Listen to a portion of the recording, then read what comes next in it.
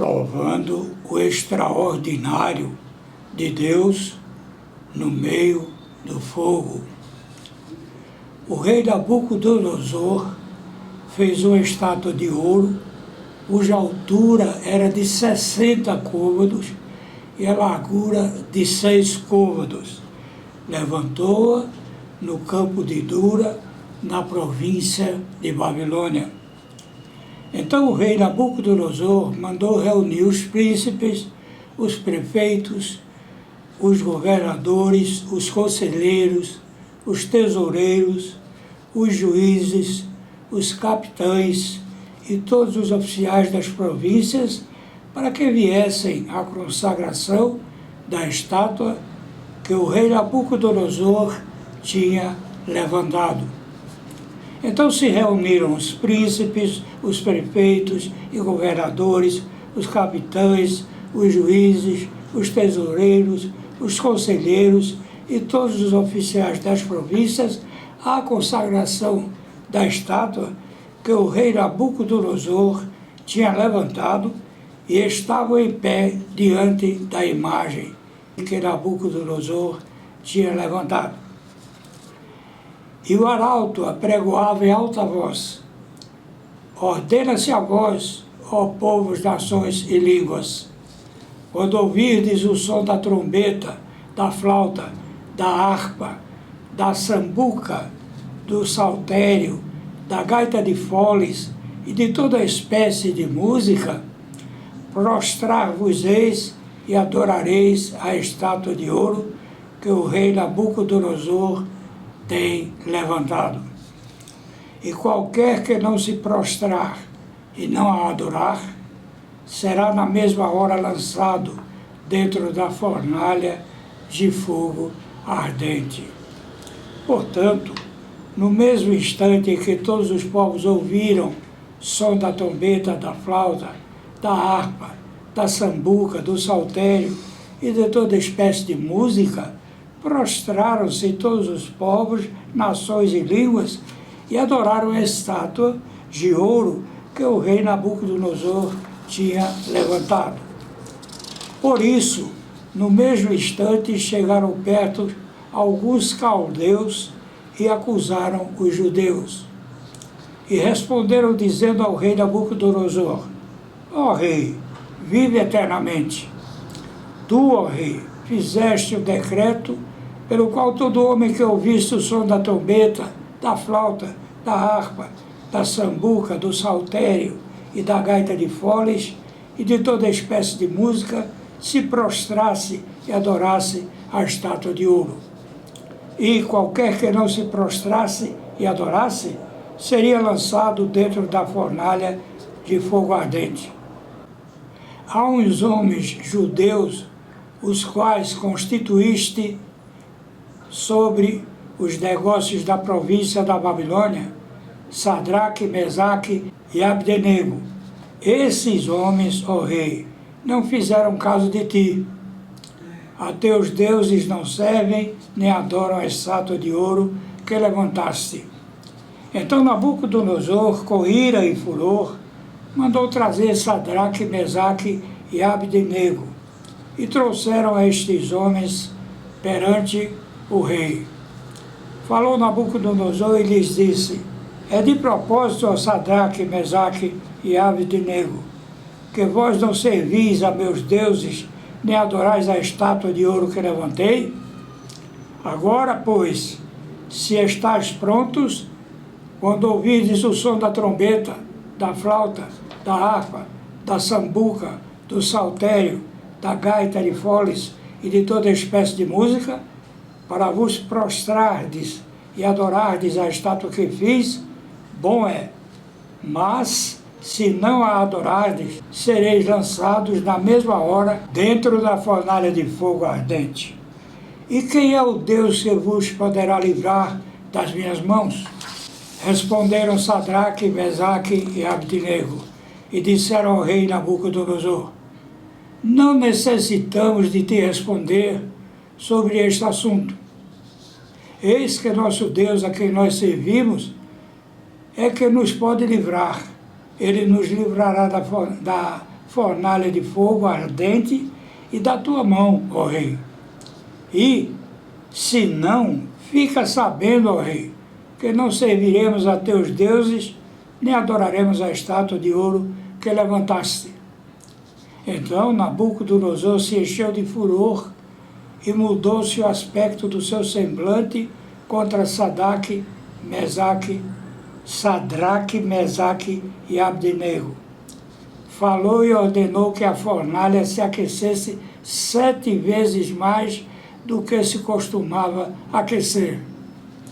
E ordenou aos homens mais poderosos que estavam no seu exército que atassem a Sadraque, Mesaque e Abdenego para lançá-los na fornalha de fogo ardente. Então estes homens foram atados, vestidos com suas capas, suas túnicas e seus chapéus e demais roupas, e foram lançados dentro da fornalha de fogo ardente. E, porque a palavra do rei era urgente, e a fornalha estava sobremaneira quente, a chama de fogo matou aqueles homens que carregavam Sadraque, Mesaque e Abdenego. E estes 3 homens, Sadraque, Mesaque e Abdenego, caíram atados dentro da fornalha de fogo ardente. Então o rei Nabucodonosor se espantou e se levantou depressa. Falou, dizendo aos seus conselheiros: não lançamos nós dentro do fogo 3 homens atados? Responderam e disseram ao rei: é verdade, ó rei. Respondeu dizendo: eu, porém, vejo 4 homens soltos, que andam passeando dentro do fogo, sem sofrer nenhum dano, e o aspecto do quarto é semelhante ao Filho de Deus. Então, chegando-se Nabucodonosor à porta da fornalha de fogo ardente, falou, dizendo: Sadraque, Mesaque e Abdenego, servos do Deus Altíssimo, saí e vinde. Então Sadraque, Mesaque e Abdenego saíram do meio do fogo. E reuniram-se os príncipes, os capitães, os governadores e os conselheiros do rei, e contemplando estes homens, viram que o fogo não tinha tido poder algum sobre os seus corpos. Nem um só cabelo de sua cabeça se tinha queimado, nem as suas capas se mudaram, nem cheiro de fogo tinha passado sobre eles. Falou Nabucodonosor, dizendo: bendito seja o Deus de Sadraque, Mesaque e Abdenego, que enviou o seu anjo e livrou os seus servos que confiaram nele, pois violaram a palavra do rei, preferindo entregar os seus corpos, para que não servissem nem adorassem algum outro Deus, senão o seu Deus. Por mim, pois, é feito um decreto, pelo qual todo povo e nação e língua que disser blasfêmia contra o Deus de Sadraque, Mesaque e Abdenego, seja despedaçado, e as suas casas sejam feitas um monturo, porquanto não há outro Deus que possa livrar como este. Então o rei fez prosperar Sadraque, Mesaque e Abdenego na província da Babilônia. Após Daniel ter ouvido a sua oração, junto com seus amigos Sadraque, Mesaque e Abdenego, interpretou o sonho que Nabucodonosor tivera, do qual não se lembrava, e ninguém em seu reino foi capaz de lhe narrar o sonho e interpretá-lo. Diante disso, conforme lemos em Daniel capítulo 2, versículos 48 a 49, então o rei engrandeceu Daniel e lhe deu muitas grandes dádivas e o pôs por governador de toda a província da Babilônia, como também o fez chefe dos governadores sobre todos os sábios de Babilônia. E pediu Daniel ao rei e constituiu ele sobre os negócios da província de Babilônia, Sadraque, Mesaque e Abdenego, mas Daniel permaneceu à porta do rei. Isto gerou ódio e inveja dos demais, os quais buscavam avidamente algo para incriminar Daniel e seus amigos, nada encontrando em suas vidas ou qualquer irregularidade em sua administração, buscaram forjar uma trama voltando-se contra a fidelidade desses jovens judeus, trazidos em cativeiro de sua terra ao seu Deus. Propuseram ao rei da Babilônia fazer uma grande estátua de ouro e impor a todas as autoridades do reino que as adorassem, pretendendo eliminar Sadraque, Mesaque e Abdenego, pela inveja e ódio que sentiam contra eles, pelas bênçãos que alcançavam de Deus e por seu consequente sucesso. Em Lucas, capítulo 9, versículo 23, está escrito: e Jesus disse-lhe: se tu podes crer, tudo é possível o que crê. Deuteronômio, capítulo 7, versículo 9. Saberás, pois, que o Senhor teu Deus, Ele é Deus, o Deus fiel, que guarda a aliança e a misericórdia até 1000 gerações, aos que o amam e guardam os seus mandamentos. Quando estamos diante do impossível, estamos diante da especialidade de Deus, pois Ele é o Deus do impossível. E em Lucas capítulo 1, versículo 37, está registrado: porque para Deus nada é impossível. Disse Deus em Isaías capítulo 55, versículo 11: assim será a minha palavra que sair da minha boca. Ela não voltará para mim vazia, antes fará o que me apraz e prosperará naquilo para que a enviei. Ao enfrentarmos os gigantes em nossa vida, a prova de fogo diante de nós, lembremos o que Jesus nos disse em João capítulo 16, versículo 33. Tenho-vos dito isto para que em mim tenhas paz. No mundo tereis aflições, mas tende bom ânimo. Eu venci o mundo. Diante de uma provação, se temos fé, sabendo que Deus é fiel à sua palavra, tudo quanto pedirmos, estando de acordo com sua palavra, será atendido no tempo Kairos, o tempo de Deus. Muitos da Bíblia tiveram suas orações pedindo o humanamente impossível a Deus, oraram por muitos anos, persistindo, não sendo como a onda do mar, mas firmes da sua fé e persistência, porque Deus não deixa de atender o que está de acordo com a sua palavra. Mas, sem Deus, nada podemos fazer. Disse Deus em João, capítulo 15, versículo 5. Sem mim nada podeis fazer. E cremos na palavra pela graça de Deus, lembrando que está escrito em Isaías 43, versículo 13b. Agindo eu, quem impedirá? Registra a Bíblia em Romanos, capítulo 8, versículos 37 a 39.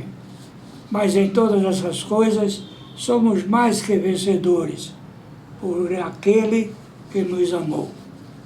Porque estou certo de que nem a morte, nem a vida, nem os anjos, nem os principados, nem as potestades, nem o presente, nem o porvir, nem a altura, nem a profundidade, nem alguma outra criatura nos poderá separar do amor de Deus que está em Cristo nosso Senhor.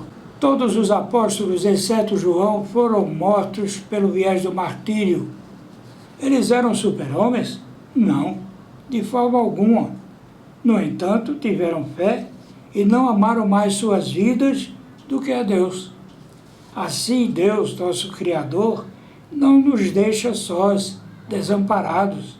Antes nos assiste em todo o tempo, guardando os que são seus, aqueles que nele creem, que entregaram suas vidas ao governo de Jesus, negando-se a si mesmos, tomando a sua cruz, seguindo-o. E ele disse, conforme lemos em Mateus, capítulo 28, versículo 20b, e eis que estarei convosco todos os dias, até a consumação do mundo. Amém. Está escrito, palavra de Jesus, todo o que o Pai me dá virá a mim, e o que vem a mim, de maneira nenhuma, o lançarei fora. Você não buscaria Jesus, não ouviria sua palavra, se o Pai não lhe tivesse dado Jesus? Glória a Deus. Louve ao Senhor, busque-o com jejum e oração, sendo obediente à sua vontade expressa na Bíblia, e Ele fará o impossível por você. Ao meu Deus e Pai, por Cristo Jesus, toda honra, toda glória, de eternidade em eternidade. Amém.